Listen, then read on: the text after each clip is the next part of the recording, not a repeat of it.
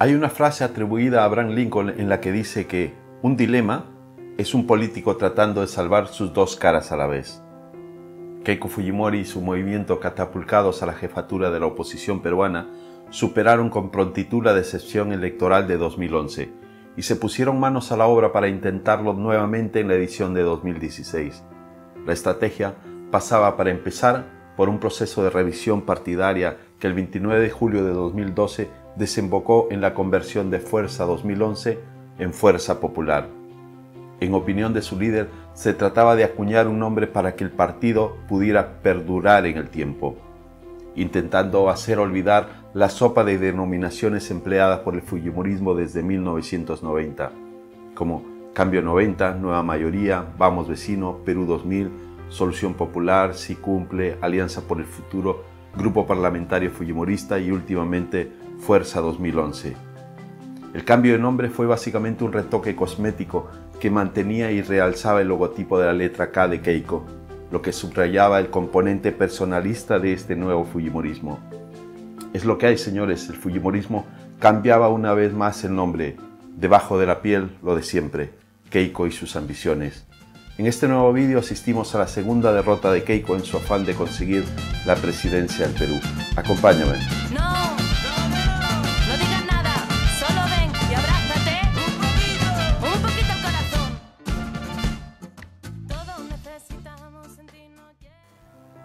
Fuerza Popular no se molestó en presentar una declaración de principios ideológicos y se limitó a redactar el estatuto orgánico que el ROP del Jurado Nacional de Elecciones le exigía para su inscripción legal. La ideología subyacente en Fuerza Popular seguía siendo, por tanto, el fujimorismo, ismo que nunca había tenido una definición clara y que para el común de los observadores nacionales e internacionales aglutinaba las políticas económicas liberales de ajuste fiscal y estabilidad financiera, la mano dura en materia de seguridad, el pragmatismo en la búsqueda de resultados y el populismo. Un populismo que ahora podía tener más de escénico que de discursivo, pues tampoco se abusaba de las promesas grandilocuentes. De manera sutil, Keiko, la candidata de en 2011, había hecho apología de los aciertos del régimen de su padre. Fue abriendo más distancias de la experiencia de gobierno de la década de 1990 al 2000, aunque no descuidó sus deberes como hija. Alberto Fujimori recibió en enero de 2015 su quinta condena judicial, a 8 años de prisión como culpable de desvío de fondos públicos para que el SIM comprara la línea editorial de diarios sensacionalistas de cara a su reelección en el 2000. Con esta sentencia condenatoria, las penas de cárcel impuestas por los tribunales al expresidente sumaban 52 años. Un poco antes, Humala desestimó la solicitud de amnistía de Keiko para su padre. A estas alturas del curso político, Keiko, pese a la merma de visibilidad que a priori podía suponer carecer del mandato legislativo, se encontraba en estado de gracia preelectoral. Todas las encuestas de intención de voto realizadas a lo largo de 2015 la colocaron en un primer lugar con más de un 30% de apoyo. Tendencia que se sostuvo intacta e incluso se reforzó en el arranque de 2016. Al iniciarse el año electoral, sus principales perseguidores eran 3 contrincantes del centro derecha moderado.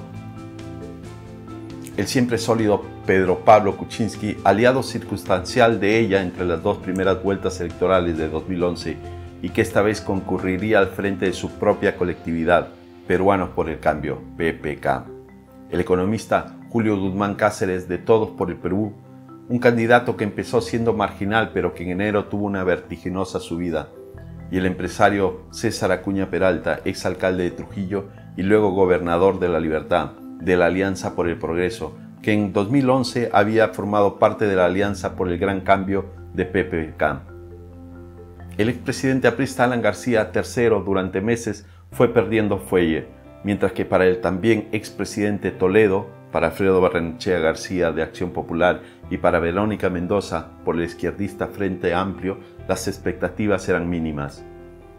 Aún peor le iba al pretendiente del oficialismo, el antiguo general Daniel Urresti Helera, hasta hace poco ministro del Interior y con un juicio penal abierto. Así, en diciembre, en un acto celebrado en el distrito limeño de Comachi, en el que inesperadamente se dejó ver su madre, Susana Iguchi, Keiko presentó su plancha presidencial, conformada por el ex ministro de Agricultura José Klimper Ackerman y el ex gobernador de Junín Vladimiro Warnock Portocarrero, candidatos respectivamente a la primera y la segunda vicepresidencia de la República. El siguiente paso fue el 10 de enero de 2016 inscribir su candidatura ante el Jurado Electoral Especial de Lima Centro 1, trámite técnico que Fujimori envolvió de propaganda proselitista, porque lo aprovechó para presentar su Plan Perú, concebido para dar respuestas a las demandas sociales de los ciudadanos. El Plan Gobierno de Fuerza Popular para el quinquenio 2016-2021 constaba de 6 bloques o 6 pilares de sabor reformista y partía de un diagnóstico pertinazmente positivo del periodo de gobierno 1990-2000, es decir, del periodo de su padre. Década en la que, sobre todo a partir de la Constitución de 1993 y las reformas hechas a su amparo, Perú había vivido una transformación que hizo posible la bonanza económica y la paz social experimentadas después. El crecimiento había tenido impactos positivos en la población, como testiguaban las cifras de reducción de la pobreza. Pero por desgracia, la acción deficiente del Estado había producido en estos años, en alusión clara e implícita a los quinquenios de Toledo, García y Humala, un desarrollo claramente desigual en los diferentes sectores de la sociedad peruana, con escenarios persistentes de pobreza multidimensional. Perú, según Keiko, adolecía de un grave déficit de instituciones eficientes, inclusivas y abiertas. Los bloques cuarto de su plan sobre economía, competitividad y empleo y quinto sobre desarrollo regional e infraestructura daban cuenta de las ideas de Fuerza Popular para impulsar el crecimiento económico con inclusión y lanzar un boom de inversiones en infraestructuras productivas y sociales, redes viales, telecomunicaciones, electrificación, agua, saneamiento, vivienda, echando mano de parte de los fondos de recursos de estabilización fiscal. Asimismo, se darían grandes facilidades fiscales y crediticias a las pymes y se mejorarían las condiciones laborales. Por otro lado, el proceso de alejamiento de Fujimori y de su ascendiente paterno se acentuó al descartar la candidata a la concesión de un indulto presidencial para el famoso reo si ella llegaba a la jefatura del Estado. Tanto más porque durante el gobierno de mi padre se cometieron delitos y en su caso como presidente de la República cometió el grave error político de permitir que eso ocurriera. Ello no era óbice para seguir trabajando desde el plano familiar con los abogados y conseguir la anulación de las condenas en los tribunales. Es decir, se trataba de ganar la exoneración para Fujimori por los fallos procesales, no porque fuera perseguido inocente. Otros puntos comentados en los actos de campaña y en declaraciones a los medios fueron su posición favorable a la implantación de la pena de muerte para los violadores de niños menores de 7 años y a las uniones civiles de parejas del mismo sexo, pero sin derecho a la adopción. Fujimori llegó al final de la campaña con una pose triunfal. La caída el 9 de marzo de las candidaturas de Guzmán y Acuña, excluidas por el Jurado Nacional de Elecciones por la Comisión de Distintas Irregularidades, no insufló oxígeno apreciable a Kuczynski. La desaparición de estas opciones moderadas benefició más bien al axiopopulista Barrenechea y a la frente amplista Mendoza, mientras que la banderada de Fuerza Popular seguía subiendo en los sondeos. Los expresidentes García y Toledo no podían aspirar más que a unos resultados testimoniales. En cuanto al aspirante del oficialismo Urresti, fue retirado el 11 de marzo por su propio partido, el PNP, que de hecho canceló todas sus candidaturas. El 5 de abril, en el aniversario del autogolpe de 1992, decenas de miles de personas se manifestaron en la limeña Plaza de San Martín, coreando las consignas de Keiko no va y Fujimori nunca más. La multitudinaria expresión de repudio popular era sin embargo engañosa sobre el grado de desconfianza que Fuerza Popular inspiraba en el conjunto del electorado. Por otro lado, medios políticos y periodísticos hostiles a Fujimori dieron altavoz a acusaciones desestimadas por el Jurado Nacional de Elecciones y el Jurado Electoral Especial por falta de pruebas concluyentes sobre presuntos actos ilegales de entrega de dinero con fines proselitistas por personas próximas a la candidata. En la víspera de la manifestación contra ella en la capital, Fujimori afirmó ante las cámaras un compromiso de honor por el Perú, que proclamaba su respeto irrestricto del orden democrático y de los derechos humanos. Las encuestas se cumplieron y el 10 de abril de 2016 Fujimori y Kuczynski recibieron vía libre para disputar la segunda vuelta del día 5 de junio, con la primera sacándole al segundo casi 19 puntos de ventaja, el 39,86% frente al 21,05%. Keiko Fujimori fue la más votada en 17 de los 25 departamentos, incluido el de Lima. En las elecciones al Congreso, el triunfo de Fuerza Popular fue aún más contundente al hacerse con 73 escaños, es decir, mayoría absoluta. Después de 16 años, el fujimorismo volvía a ser el primer grupo parlamentario, y con un nivel de fuerza desconocido desde las elecciones de 1995, cuando el fujimorato estaba en todo su apogeo. El PPK debutó en el legislativo con 18 congresistas, 2 menos que el Frente Amplio de Verónica Mendoza, inesperados conquistadores del tercer puesto. Un rendimiento muy discreto que auguraba complicaciones parlamentarias para el Ejecutivo en caso de ganar las elecciones. Perú quiere la reconciliación y no quiere más peleas, dijo Fujimori en su primer discurso tras conocer los resultados. Comenzó entonces la fase más competitiva y beligerante de las elecciones presidenciales peruanas hasta la fecha. Kuczynski, quien ya contaba con la preferencia de Mario Vargas Llosa, necesitaba un elenco de respaldos y adhesiones desde prácticamente todo el arco político, que iba desde la derecha liberal hasta la izquierda socialdemócrata, y que incluía las posiciones más nítidamente antifujimoristas. Si no conseguía articular este frente de apoyo meramente táctico, solo para cerrar el paso a un aspirante que concitaba en las izquierdas más rechazo que el que pudiera despertar él, la victoria de Keiko, sin duda la figura política más potente del país por méritos propios, sería inevitable.